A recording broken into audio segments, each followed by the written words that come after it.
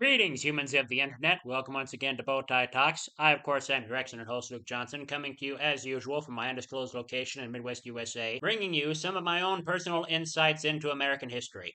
I thought that since last week's episode was about the Transcontinental Railroad, I thought I would now bring to you something that also changed this country in terms of transportation, and that, of course, is the steamboat. And next week's episode, we will finally bring a close to the history of the American West. That is, if all things go according to plan. Now, back to the history of the steamboat.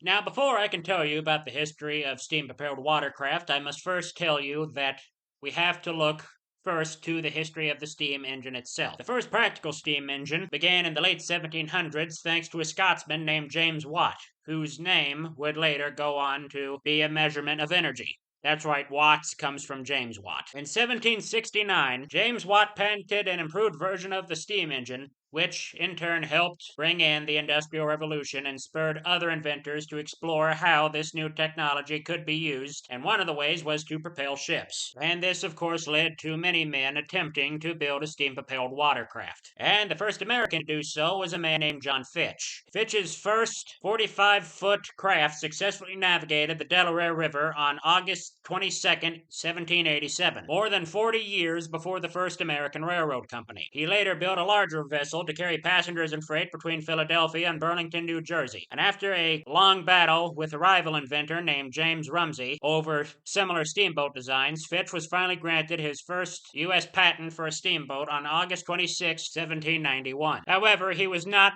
awarded a monopoly, which meant the field was open for Rumsey and other competitive inventors. And between the years of 1785 and 1796, Fitch built 4 different steamboats that successfully navigated rivers and lakes to demonstrate the feasibility of steam power for water locomotion. His models used various combinations of propulsive force, including rank paddles, paddle reels, and screw propellers. And while his boats were mechanically successful, Fitch failed to pay sufficient attention to construction and operating costs, and after losing investors to other inventors, he was unable to stay afloat financially. But get it? Stay afloat? Never mind. I have to have at least one bad pun. It's contractually obligated.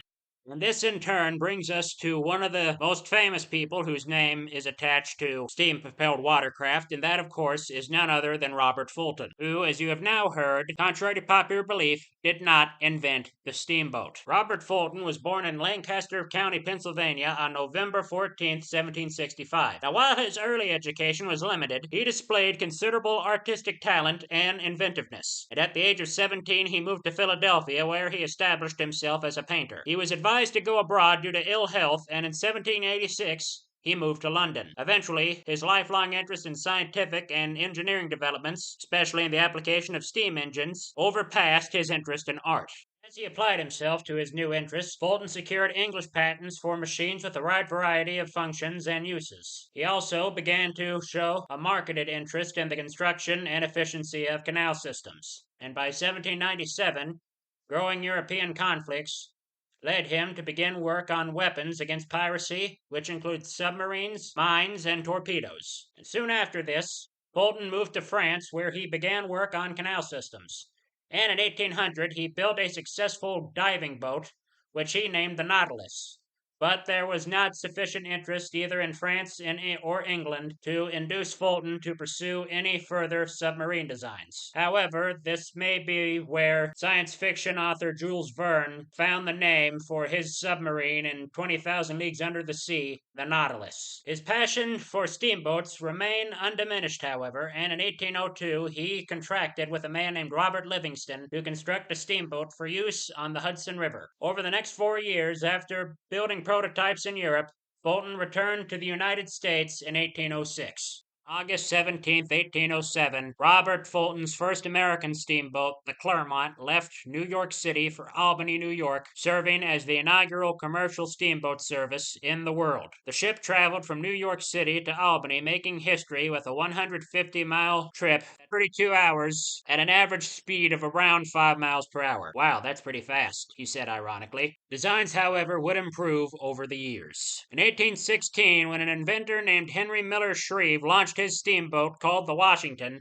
it could complete the voyage from New Orleans, Louisiana to Louisville, Kentucky in 25 days. Steamboat designs continued to improve afterwards, and by 1853, the New Orleans to Louisville trip took only 4.5 days. Steamboats contributed greatly to the economy throughout the eastern part of the United States as a means of transporting agricultural and industrial supplies. Between 1814 and 1834, New Orleans steamboat arrivals increased from 20 to 1,200 a year. These boats transported goods, passengers, and cargoes of cotton, sugar, and other goods. Steam propulsion and railroads developed separately, but it was not until railroads adopted steam technology that rail truly began to flourish. Rail transport was faster and not as hampered by weather conditions as water transport, nor was it dependent on the geographical constraints of predetermined waterways. By the 1870s, railroads, which could travel not only north and south, but east, west, and points in between, had began to supplement steamboats as the major transport of both goods and passengers in the U.S. That is not to say, however, that steamboats did not have their role in America's history, which they certainly did, especially during the Civil War. Rivers were considered the lifeblood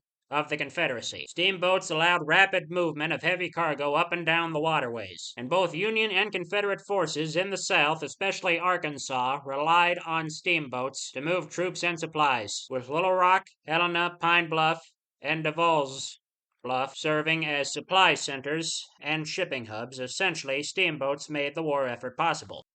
And steamboats were critical to the antebellum South prosperity and continued to ply the Mississippi River in the early years of the war. And many civilian ships were confiscated for military use, while both sides also built new ships. Union steam-operated vessels were often tinclads, which are highly mobile small ships that actually contain no tin. These ships were former merchant ships, generally about 150 in length, with 2 to 6 feet of draft and weighed about 200 tons. Shipbuilders would remove the Texas decks and add an armored pilot house as well as sheets of iron around the forward part of the casemate and the engines. Most of the tinclads had 6 guns, 2 or 3 12-pounder guns, or 24-pounder howitzers on each broadside, with 2 heavier guns, often 2 30-pounder smoothbores or 30-pounder rifles in the bow. These ships proved faster than the ironclads and, with a shallow draft, work well on the tributaries of the Mississippi River. The Union built these ships after taking control of the upper Mississippi River. The Confederate defeats at the battles of Fort Donelson and Pea Ridge in early 1862 basically gave control of the upper Mississippi to the Union. And when Major General Earl Van Dorn moved his forces across the Mississippi River in the aftermath of Pea Ridge, he did so with the aid of steamboats. And a few months later, in June 1862, Union steamboats brought troops and other supplies to the White River in Arkansas to aid Major General Samuel Curtis's force near Jacksonport, while en route, Union gunboats clashed with Confederate batteries on the bluffs of St. Charles, Arkansas. When a rebel shell hit the USS Mound City, the ship's steam drum exploded, scalding many of the 175 men crew to death. Union ships then withdrew from the battle, and the infantry successfully took the position. In August of the same year, Union forces under General Samuel Curtis traveled down the Mississippi in the steamers White Cloud and Ireton to Eunice, Arkansas, to annoy the Confederates and capture a wharf boat. I wonder if they stood on the banks of the boats and taunted the Confederates, saying some things like, "We have the boats now, ha ha ha ha," or did stuff like that. Because that's what I would do. 1863. Fort Hindman, effectively slowing Union shipping on the Mississippi River. Major General John McClernand attacked the Confederates by land and by river, and Union steamboats landed troops near Arkansas Post on January 9th, while Rear Admiral David Porter moved his fleet close enough to the fort to use ironclads to bombard it. Confederate forces then surrendered. Although this victory did not contribute to the Union success at Vicksburg, Mississippi, victory at the Arkansas one more impediment to Union. The siege of Vicksburg, Mississippi, 63. The rest of Ulysses S. Grant called for all available men to help with the siege. Curtis insisted upon maintaining garrison forces at Helena and a few other outposts along the Mississippi. The river had to be protected because of the materials and men that could be carried on it by steamboats. And President Abraham Lincoln relieved Curtis of duty a few months later. Lincoln relieved General Samuel Curtis of duty a few months later, but his replacement, John M. Schofield, kept troops at Helena. And to pull federal pressure off Vicksburg, General Theophilus Holmes attacked the Union supply depot at Helena. Holmes failed to capture Helena, and Vicksburg then fell. The full length of the Mississippi lay under Union control by early 1863. Confederate sympathizers would continue to steamboats with occasional support for the remainder of the war, and played a role in smaller expeditions, especially in wartime Arkansas. In the spring of 1863, the steamboat Pike traveled down the Mississippi River to recruit troops and to raid settlements in the Napoleon expedition. The Union used tin-clad boats on the White River to guard barges and to attack Confederate troops, and in June 1864, Confederate General Joseph Shelby's forces captured the USS Queen City near Clarendon. As the Confederacy took its last breaths, Arkansas became the site of the worst disaster in... That's right, the worst disaster is not the Titanic, although it is more famous. April the 20th, 1865, and the steamboat Sultana docked in Vicksburg, Mississippi, to address issues with the boiler during a routine journey from New Orleans. While in port, it was government putting and by far the worst Confederate prison back into the Northern Territory in order to fulfill the lucrative contract. J. Cass Mason, who was the captain of the Sultana, opted to patch the leaky boiler rather than complete more extensive and time-consuming repairs. Because he feared that his colleagues were taking bribes to transport prisoners on other boats, Union Army Captain George Willard ordered all former prisoners be transported on the Sultana. However, the Sultana was designed to only hold 336 passengers, but more than 2,000 Union troops were crowded onto the steamboat, more than 5 times its legal carrying capacity. And despite concerns of overloading from several officers, William refused to divide the men, insisting that they travel on the same vessel. That night, the Sultana steamed